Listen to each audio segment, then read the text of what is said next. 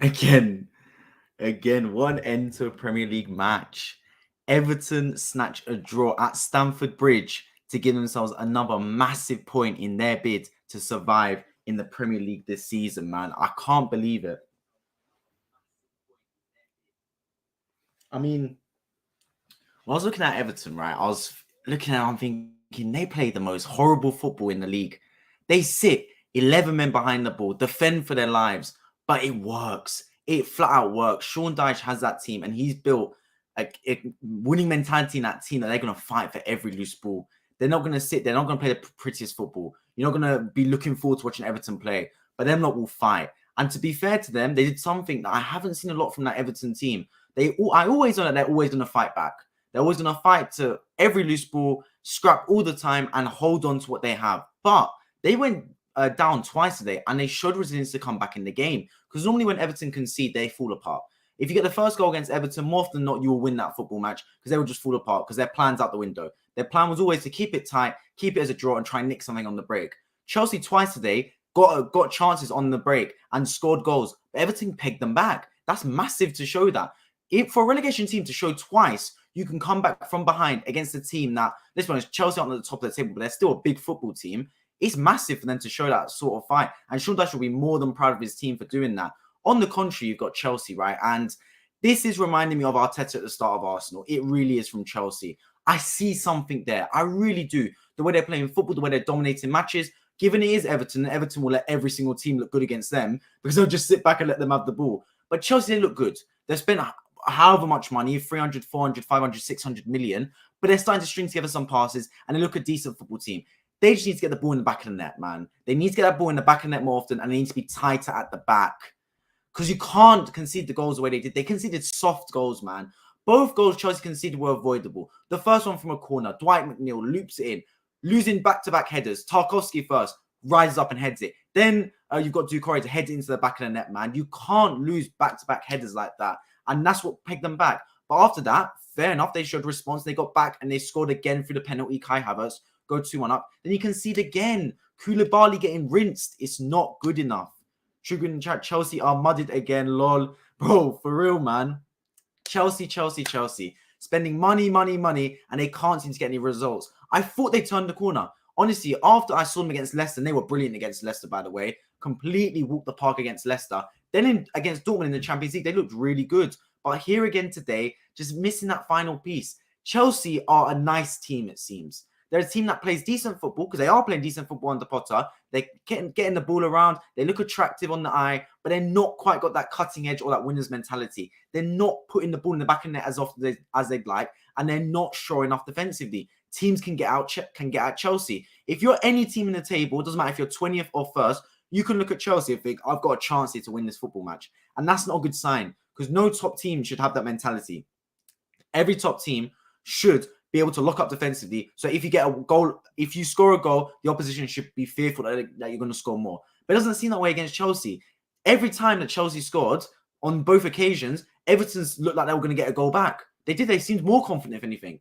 They seemed more adventurous and they got chances. And it just goes to show maybe if Everton went for it from the start, they could have won this football match. Because when they started playing football for the limited time that they were behind, they actually started to string together some passes and look decent. I thought Damari Gray up there was holding his own, looking good. I thought Alex Iwobi was in there doing well. Obviously, they've got those three workhorses, Garner Gay, Onana, and Doucouré, who are in and about there winning tackles. So they look decent on that behalf.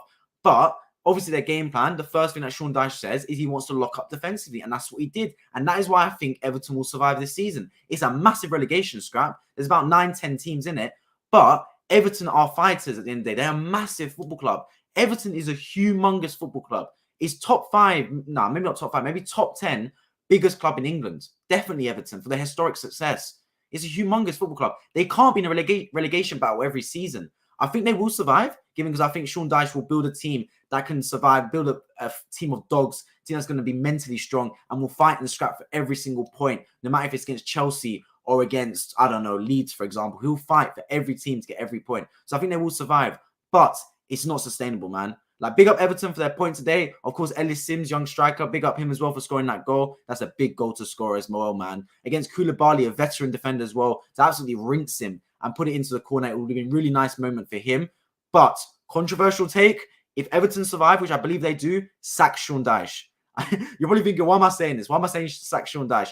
Sean Dyche is not a sustainable manager. I'm sorry, man. The guy, fair enough. He gets results. He plays his one style of play. But if you want to be a team that actually wants to be a project and go somewhere, which I think Everton should do, they're building a new stadium, by the way. So they're trying to be a project team. They need to sack Sean Dyche. He's not that manager, bro. He's a manager to save you. I don't begrudge them appointing him. It was the right thing to do, given that where they were and Frank Lampard wasn't doing enough. But they need that type of manager. Not Frank Lampard, because he's just not a good manager, but that type of manager. If I was Everton, I'd look at someone called Michael Carrick.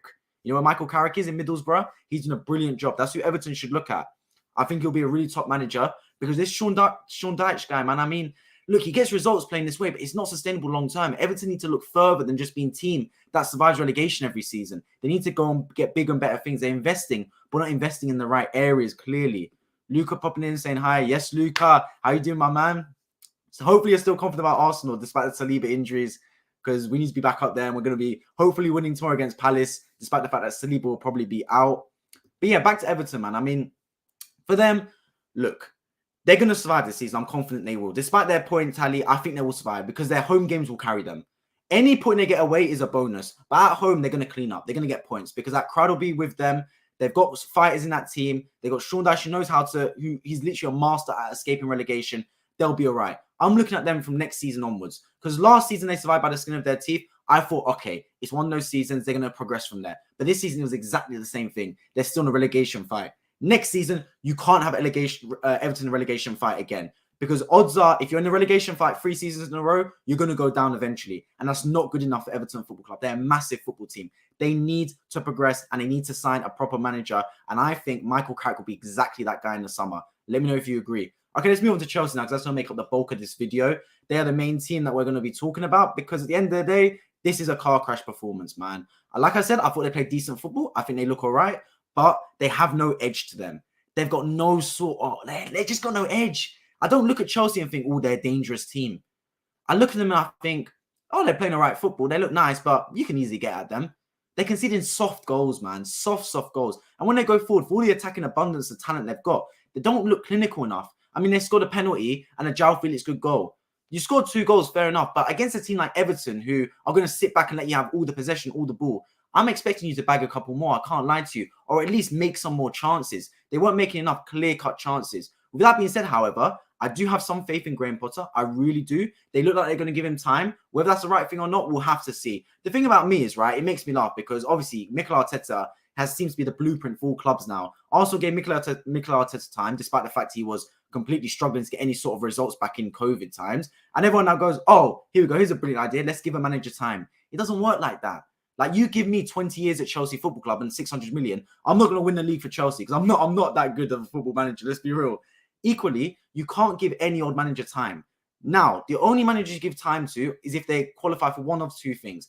Either they're world-class manager or you believe they have the potential to be a world-class manager. For example, Mikel Arteta fit into the description of potential to be a world-class manager. Is Graham Potter a world-class manager? No. Does he have the potential to be a world-class manager? That's up for everyone to decide. For me, I don't believe so. I really don't. I think he's a good manager, but I don't think he has the potential to be a world-class manager. I don't think he's going to be a manager that wins you the Premier League, for example. Therefore, I don't think he's a manager you should give time to. It's harsh to sack him. That's the only thing. It's harsh to sack him so soon. And the fact that Todd Bowley himself employed Graham Potter, he's the one that signed him. He doesn't want to sack him that quickly because it shows it was a poor choice of character and poor judgment to sign him in the first place. But that's just the way it goes for Chelsea, man. They're a results club. They're putting a lot of money into it.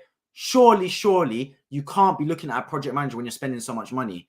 Like, it's normally teams that hire project-type managers that are going to take you on a journey, are teams that don't really have the checkbook to spend. So they want the manager to start integrating his ideas into the current crop of players and build it over long-term success. When you're giving a manager a checkbook, you give the managers that want a checkbook the top-tier managers, the ones that will get results right there and then, the proven winners of the world. Not someone like Graham Potter, who's having his first real big job. And also it goes to the fact that Brighton haven't sunk once Graham Potter left. Let's be completely real about it. Everyone thought, oh, when Graham Potter goes, Brighton are going to drop off a little bit. No, not at all. Roberto De Zerbi, if anything, is doing better than Graham Potter. He's a top manager as well. So it just goes to show that Graham Potter, although I have massive respect to him, he wasn't keeping Brighton afloat. Brighton will do just fine without Graham Potter. It just goes to show that he's not as good a manager as people once thought. And he wasn't doing as good as a job as people once thought. But then it comes to another point about Chelsea. They spent all this money. Where do they want to finish? Well, surely the aim was Champions League. You spend that much money, you want to get Champions League. And although they weren't in a good position,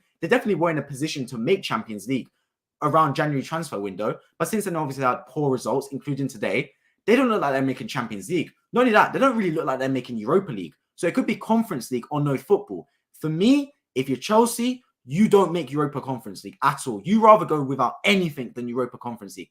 That is a terrible competition to be in. The Europa League is all right, and obviously the Champions League is ideal. But for me, you go Champions League, Europa League, or nothing. Avoid that Thursday night green Europa Conference League at all costs. Chelsea fans, feel free to disagree, but that's my opinion on it. You do not want to play that Europa Conference League whatsoever. With that being said, however, you spent that much money.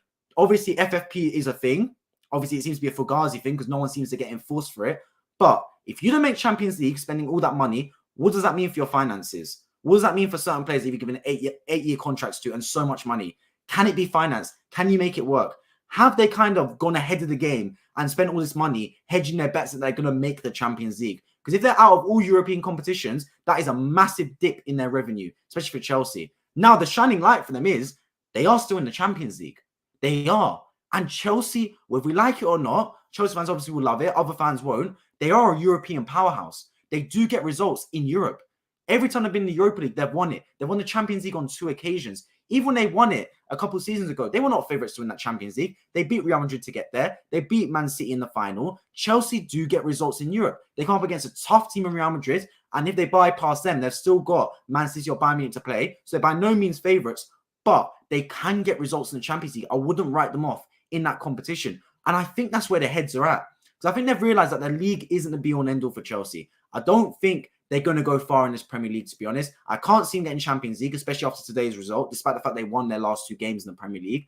I can't really see them getting Europa, although it is possible for that to happen. And they don't want Conference League. So for them, I think they're going to go all in for the Champions League. Their fans are still by them because of the Champions League. Because believe it or not, if they got knocked out to Borussia Dortmund, I promise you the fans will turn the Graham Potter very quickly. Very, very quickly. This is a fan base that has been used to achieving results and achieving trophies season in, season out. They can't hack the fact that their team is not fighting for the top trophies, such as the Premier League title or even top 4. The fact they're still in the Champions League is giving their fans hope. But is it a type of false hope? Because no one's really expecting them to go through past Real Madrid over 2 legs, or even then Man City or Bayern Munich. If they're on the other bracket, on the side that Napoli are in, for example, they would have a decent route to that final then. But it's the way the cookie crumbles. It's the way the draw's gone. It's obviously not a favourable position for Chelsea, but they still can do enough to reach that final if they need to. They've got more than enough talent in that squad to do so. They spend so much money, but it's just whether they do it or not. Another thing is, what is Chelsea's best team? That's another point about Chelsea. I don't get what their best team is. They spend so much money. For example, they bought Mikhailo Mudryk, the Ukrainian wonder boy, on his way to Arsenal. They stole him from Arsenal. Apparently, that was the player that was in their dreams. Still doubt that heavily to this day. He's not playing. You got a £120 million player, and he's not playing. João Felix, of course, brought in on loan. Not sure whether they're going to pursue that in the summer. It seems they'll probably want to, but Atletico Madrid will probably demand a high fee for him. Is he going to play? Is Kai Havertz the answer? I personally don't think so. What happens when Lukaku comes back from Inter Milan? Is he going to be your striker? You got Noni Madueke, didn't play today. Pulisic going to run out instead. You got players like Kovacic in there, man. You got Reece James back from injury. Thank God he's back for them because he's a big, big player. Ben Chilwell other side. Of course, Thiago Silva's injured. We got Badache, you got Fofana, you got Koulibaly. They've got so many players, and I still don't think Graham Potter's got his best 11. Which I'm not saying he has to. He's still early in the job. He's still early from the window. It's only been a couple months since the January transfer window ended, if that. But surely you should have a sort of idea as to what your best 11 is. Or is that just me? I feel like they should. RD12 coming in with a comment. Beating Everton at home is tough for others. Indeed it is, man. Indeed it is for Chelsea. They should have hung on. They should have. If you're 2-1 up at home, you shouldn't fold that quickly, man. That's just my opinion. You can't go take the lead twice and not win that game. It shouldn't happen to any top team. And it just goes to show Chelsea are vulnerable, man. And look, Sean Dyche, he played a blinder. He played an absolute blinder. He set his team up to be defensively astute, and they were. I always knew that was going to happen. But one thing that surprised me with Everton, and to be fair, their fans will be really proud of this, they pegged Chelsea back twice. I did not see that coming. Once Chelsea made it 1-0, I thought the game was over. I honestly did. I thought, okay, that's it, it's over. Because Everton don't seem to have a plan B. Their plan is keep it tight, keep it 0-0, hit them on the break. That is their plan. As soon as they concede, they fold. I saw it against Arsenal. They conceded 1 goal and they've completely folded like a house of cards. But today, they kept their composure. They were 1-0 down. They kept their composure. They got back in the game and they scored to make it 1-1. They went 2-1 down. They kept their composure, got back in the game. And then in the end, they scored to make it 2-2. They got exactly what the doctor ordered for them. They need to keep that going. If they keep that mentality and keep that fight, they'll more than easily survive in this Premier League. But they need to kick on that next season because I don't want them being in the relegation battle again. It's hard on the fans. You can't keep doing that because season in, season out, eventually you will crumble and get relegated. Ravi says, yo, welcome to the stream, my man. Make sure you subscribe if you're new around here for football-related content. Back onto Chelsea, though. I mean, where would the fans like to finish? If you're a Chelsea fan, let me know. Where would you be happy finishing this season? Like, would you be happy finishing, I don't know, 7th, 6th? Because where can you finish? If I look at the table, Chelsea, they still haven't reached 40 points yet. So they're not really challenging around that Champions League places. They can still make it. They can, of course they can. But whether they will, that's a whole nother problem. Rev coming in comments saying, Chelsea had a chance to win, but they don't have the mentality to see games through, it seems. Exactly what I said, word for word. Chelsea play nice football. I see under Graham Potter. I see a style there. I see the football. They just aren't quite converting those performances into results yet. And that's a real problem. But it can be improved. It can. It can happen over time. Trust me, when Arteta first came to Arsenal, I was seeing some signs of good football, but we weren't getting results. In fact, we were losing games for fun. You need to stick by him. Or you sack him and get another manager. But the players are there. There's something that I do see Chelsea clicking because they're a forward-thinking team. And it takes a lot of guts to do that, trust me. Because there's a lot of teams in this league, like, for example, Everton, Sean Dyche, like Conte does for Tottenham a little bit, where your first port of call is to defend. They sit back and they defend, they make it hard for the other team, and they get results that way. It's what a lot of teams do. When they're under the cosh, they sit back, they compact, they're like a tortoise going into their shell, and they just retreat and kind of just defend, set up the barricades. But Potter, fair play to him, from the get-go, he's tried to implement a positive style. And I have to rate a manager that does that. Any manager that comes into a job and tries to implement a positive style from the get-go, I have major props to them. Because a lot of managers don't do that, and he's tried that. And I do see the signs of a good football team. But they need some more edge, and they need the winning mentality, because you can't go a goal up twice in this game at home and not see it through. It's not good enough. And the goals they conceded were schoolboy errors. Those negative changes from Chelsea cost them big time. Where's Malfoy, Mudryk? I mean, that's a whole nother thing, man. They're not utilizing their bench the right. Like Mudryk, 100 million. 100 million players sat on the bench. Like, he doesn't start the game or doesn't come off the bench. I don't get it. Like, if you signed him, if you spent 100 million on him, surely you're thinking he's a player for not the future, but right now. And he's not getting any game time. Negative change from Chelsea, I agree, from Potter, man. To be fair to him, though, he thought a 2-1 he was going to lock it up. It didn't end up working. It's got to be big questions asked. I think this international break will be big for Chelsea. They need to go in there, need to regroup, need to come back out a better team. Ravi, again, serious question. Did Chelsea buy a team of individuals, or can this team gel? That is the $1 million question at the end of the day. That is the $1 million question, because a lot of people say, oh, you've got money to spend, just like Newcastle. Oh, they got money to spend. They're going to win the league by spending money. It's not as easy as that, because chemistry is a whole nother thing. How do you balance the egos of players? Can certain players play with another? That's a big question. Can it happen to Chelsea? I think it can. I honestly think that team can gel. I see a team that's together, but they're missing key areas. I think they still need the striker, because Kai Havertz is not a striker. He's not, man. He's not whatsoever. I don't know what's happened to Mason Mount. Apparently, he's leaving at the end of the season. That's one of their young boys, their homegrown players that they're going to get rid of. That's a big no-no for me. You should keep those type of players around. I know his performances haven't been good this season, but he's one of the homegrown players. Surely you find a way to get him in the squad, because Mason Mount, a couple of seasons ago, was a really good player. He was talked about just like Foden, just like Saka. But this season, he seemed to fall off, and Saka and Foden have taken the limelight. It doesn't quite happen like that. Let's not forget, Rashford, a season ago, not even this season, a season ago, was being talked about as falling off, was ready to leave Manchester United. What happens? A new manager comes in, instills some confidence in him, plays him in his right position, and Rashford looks like the most informed player on planet Earth. The same thing can happen to Mason Mount. You don't become awful overnight. He's not a player like Dele Alli that's got no mentality or no type of ambition or drive. I do see a decent player in Mason Mount. They need to get him more in the team. And in terms of the team themselves, bunch of individuals, it looks that way right now, but it can gel. They don't need any more transfer windows. I'll tell you that for free, man. They've spent enough money. Just need time on the training pitch. When you sign all these new players, it's going to take time. It will take a season. This summer, Graham Potter has got to instill some confidence in that team. And it can happen. I mean, look at Arsenal last season compared to now. The change in football quality has been night and day. It can happen to Chelsea. And I do think if Graham Potter's given the time, he can implement a football style, because I like the way he's forward thinking already. They're on the same points as Villa, for God's sake. Exactly. I mean, it just goes to show Chelsea's results are not good enough. They're not getting adequate points. Where will they finish? Who knows, man? Who knows? I think for the Chelsea fans, they're just fearing for the worst, to be honest. I think once they get knocked out of the Champions League, all hope's gone. I think they're only resting on the chances of maybe winning the Champions League because Chelsea seems to be actually quite good in Europe, despite how they perform in the league. I mean, they won their first Champions League when they didn't even make Europe, I don't think, under the Di Matteo guy, the bold guy. So it just goes to show they are a good European team. I would not be surprised if Chelsea go far in this Champions League. I honestly wouldn't, because they're just that type of team. But in the league, it's not good enough. It's not good enough for the fans. And it's not good enough from the players whatsoever. Koulibaly once was the fastest and strongest centre-back in Europe. Look at the state of him now. He's so easy to bully and glide past. I agree. Because that second goal that Simms scored, a 21-year-old player, I think he's only like his second Premier League game. I remember he playing the Merseyside derby, but it was awful there. He's not a good Premier League striker. Let's be completely honest about it. He's a young player, so I'm not going to get on his back. But he's not a player that should be doing that to you. You should not be rinsed by a 21-year-old who's barely burst onto the scene in Ellis Simms. It shouldn't happen. It shouldn't. Koulibaly, back in the day, back at Napoli a few seasons ago, top centre-back. But he's past it, man. He's past it. Clearly, he's not the same type of player. And if you want to build a project, you don't build a project around old heads. That's not how it works. You build a project around young, exciting players like Badiashile, like Wesley Fofana, if he can stay fit. That's the type of players I want to see Chelsea build around. I don't want to see him play a back three. I want to see him play a back two with Fofana and Badiashile, Chilwell, Reece James, Kepa in goal if you want. And that should be your back 5/4 for me. A young team can listen to Graham Potter's ideas and implement it.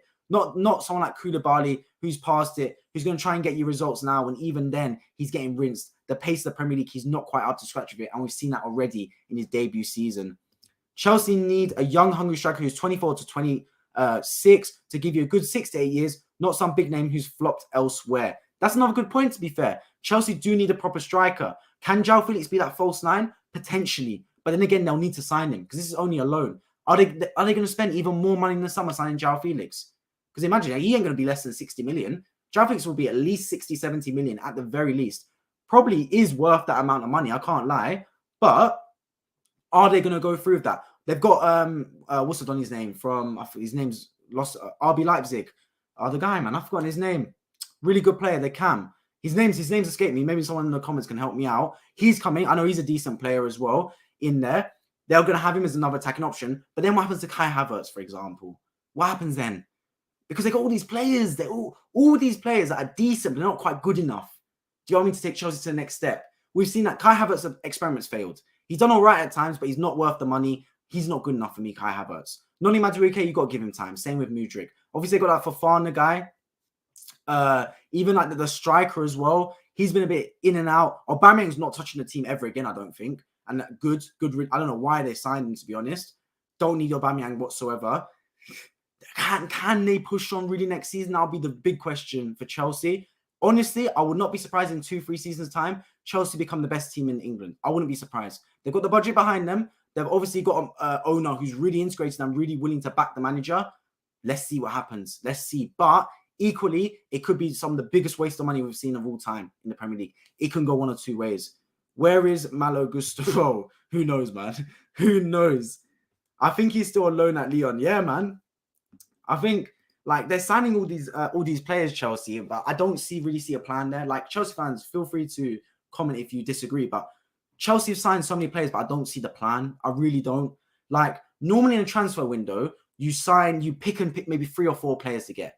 You're trying to fill out key positions. But they just went in scattergun approach and signed anyone. Now, if I'm a football chairman or if I'm a football owner, if I'm Todd Bowley, this is my game plan. I've decided I want to sack Tuchel. For me, it was the wrong decision. But either way, Tuchel sacked. What do I want? I look at the market, I go, what type of manager do I want?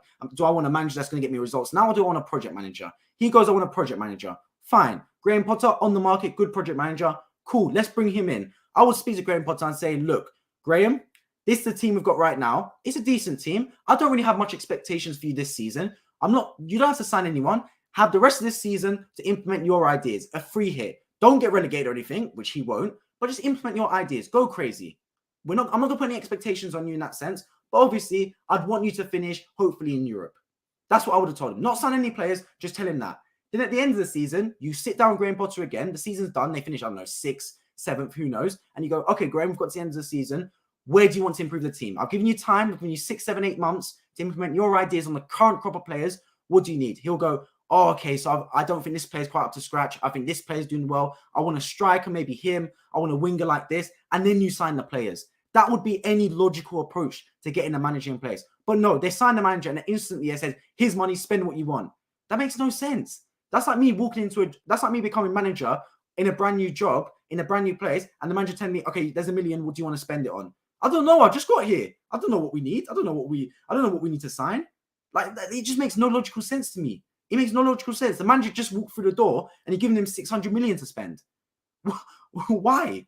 Give him at least a few months to see what he needs to spend the money on. Don't just let him come in the door and say, okay, I need him, I need him, I need him. It don't work like that, man. It does not work like that one bit. They genuinely thought they were ready for Real Madrid. They needed this reminder. True, but European football is a whole different kettle of fish. Arsenal proved that on Thursday. Arsenal in the league are walking teams for fun. They played Sporting Lisbon 4th in the Portuguese league, and they couldn't beat them over 2 legs. Not in either leg did they beat them. European football is a different kettle of fish. And Chelsea in Europe, fair to play to them, they do turn up. They really do. So I wouldn't be surprised if they get past Real Madrid. I honestly wouldn't. My favourites are Real Madrid for this draw. I can't lie. I do think Real Madrid will go through. If I had a gun to my head and someone said, who do you think is going through? I will say Real Madrid. But equally, I wouldn't sit there and be shocked if Chelsea do progress to the semi-final at least of the Champions League. They're that type of team. They can pull off crazy things like that. But in that sense, it is a reminder that I do need to up their game. Going back to it though, man, I think Chelsea, they've got some tough fixtures coming up. Of course, they've got Liverpool to play as well at Stamford Bridge after the international break. Oh boy, oh boy, oh boy. They need to start getting some togetherness in the squad. The fans need to get behind them as well. Graham Potter needs to bring some unity. Because one thing you don't want at a football club, and I've seen it at my own club, Arsenal, over years, is you don't want a fan base divided. That's the worst possible thing. The worst possible thing is your fan base divided. It's honestly better if they're all against the manager. That's better than the fan base divided. If half the fan base want him, half the fan base don't, it's not what you want to see. Arteta came to Arsenal, it was kind of like that at the start. But fair play to him, he brought some unity off the pitch. He brought some togetherness. And now all Arsenal fans, barring a few individuals, are with Arteta and pushing the team forward. That's what they need with Graham Potter. I feel like there's still some Chelsea fans that are against Graham Potter, which is fair play. I don't disagree with it. He hasn't proven that he's a top manager ready for Chelsea. But that's what you don't want. Because if you don't have unity in the fans, you're not going to expect unity with the players. And if you don't get unity with the players, you're not going to get unity in results and consistency in results. It's a vicious cycle. The fans help the players and the players help the fans. It's like the chicken and the egg. Results give the fans confidence. Also, the fans give the players confidence. And at Chelsea, it just seems a bit haphazard. It seems a bit, ooh. A European run could save them. If they go far in the Champions League, because the stadium will be rocking when they play Real Madrid, it could bring some togetherness. Because cup runs normally do. No matter how bad you are in the league, if you have a nice little cup run, especially the Champions League run of all cups, it can bring some unity to the fan base and bring some unity to the team. And they genuinely think they're going to win the Champions League, these Chelsea players and manager. He said himself, Graham Potter's interview, he said he's going to win the Champions League. Fair play to him, he's got high aspirations. And I wouldn't want my manager saying anything else, to be honest. But it gives them an objective. And I guess that is I guess the positive for them is, we've all talked about how Arsenal got knocked out of the Europa League, saying, oh, it's fine, they're focusing on the Premier League. For Chelsea, they're focusing on the Champions League. It's not like Man City, who are going to try and win the Premier League. Chelsea, well and truly, are focusing on the Premier League. I know Real Madrid, focusing on the Champions League. I know Real Madrid, obviously, with La Liga, they were a bit behind Barcelona, so they could say the same thing, to be fair. And Real Madrid are absolute monsters in the Champions League and have proven over numerous years they can fight on multiple fronts and can win that Champions League if needs be. But it's going to be a massive tie. It's going to be a mammoth clash between Chelsea and Real Madrid. And if Chelsea do get knocked out of the Champions League, although it is kind of to be expected, that could be where the ramifications come from. Because while they're still in that Champions League, it gives this Chelsea team a bit of a pass when really they don't deserve to have a pass right now because they are dropping points unnecessarily in games they really shouldn't be dropping points in. Imagine if Chelsea get Man City in the Champions League semi-finals. That would tally up to 6 games they faced off each other. True, because obviously they played in the Carabao Cup and FA Cup. That would be absolutely crazy if that happens. And the funny thing is, if Chelsea play Man City in the Champions League semi-final, I put my money on Chelsea because Man City are not a Champions League team, it shows. They just can't seem to have the mentality to get through, whereas Chelsea, on the other hand, do have the mentality to get through in Champions League games. So if it was between them two, I'd honestly put my money on Chelsea. But that's just the way it goes sometimes, man. But overall, wrapping up the video, for Everton, big result for them, big point.